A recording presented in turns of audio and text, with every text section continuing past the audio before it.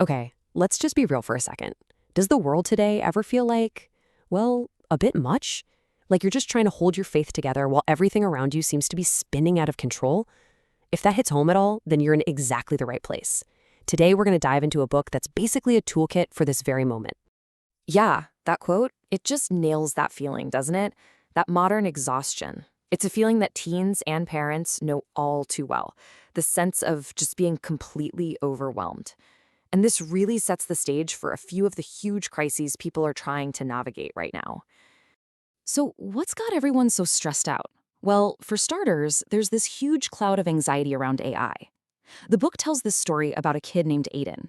He gets an A on an essay that he had ChatGPT write. And instead of feeling good, he just spirals, right? He starts asking himself, wait, if a machine can think and create better than I can, then what's the whole point of me?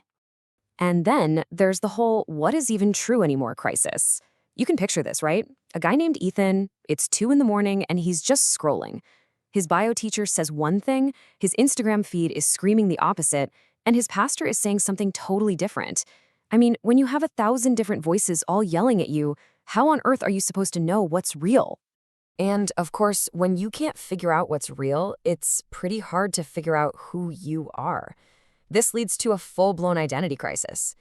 We meet Maya in the book, and get this, she's in 17 different group chats, and she's a slightly different person in every single one.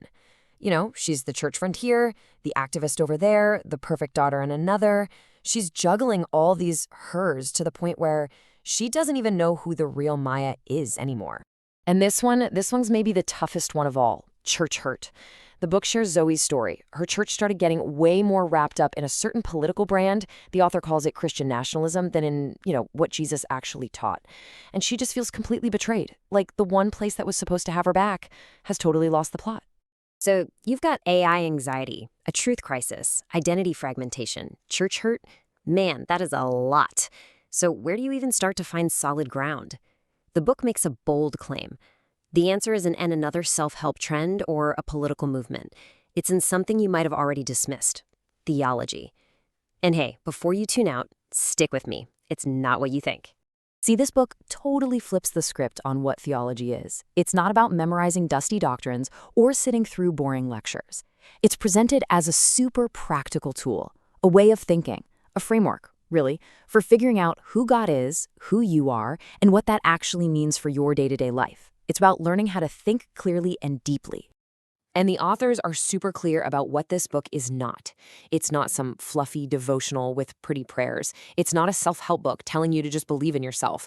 And it's definitely not a shallow version of Christianity that dodges all the hard stuff. No, this book promises to get real about doubt and suffering.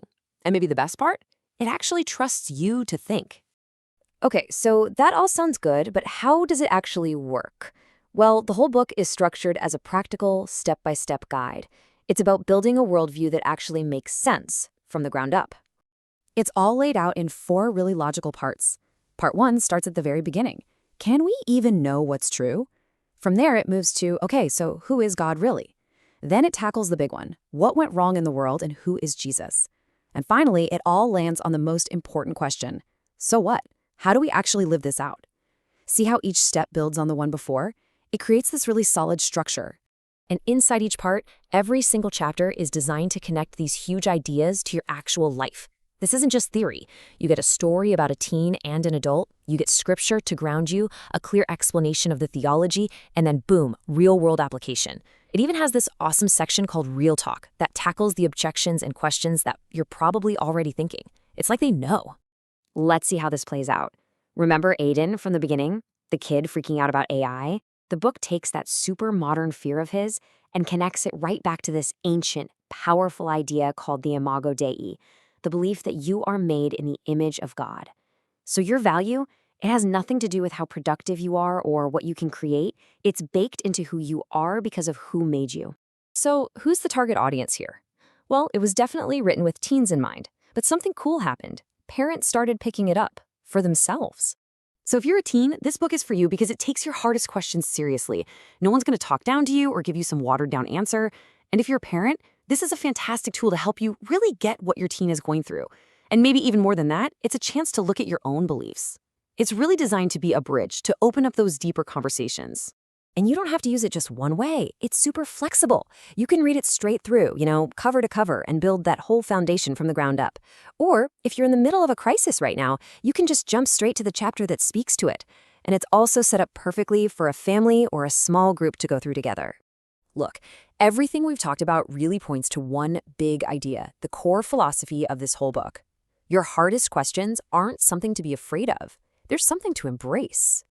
Think about it. So often we treat doubt like it's a disease, something we have to get rid of. This book just completely flips that on its head. It says doubt isn't the opposite of faith. It's actually part of how faith grows up, how it gets stronger. So if you're questioning, if you're struggling, you are not failing. You are in the perfect place to build a faith that is genuinely yours. And so here's where it all lands. The central point of the book is this. The problem isn't whether God can handle your questions about AI or injustice or who you're supposed to be. Of course he can. The real challenge, the real question is whether you're brave enough to actually ask them, to bring all that messy, honest stuff out into the light. So are you willing to ask?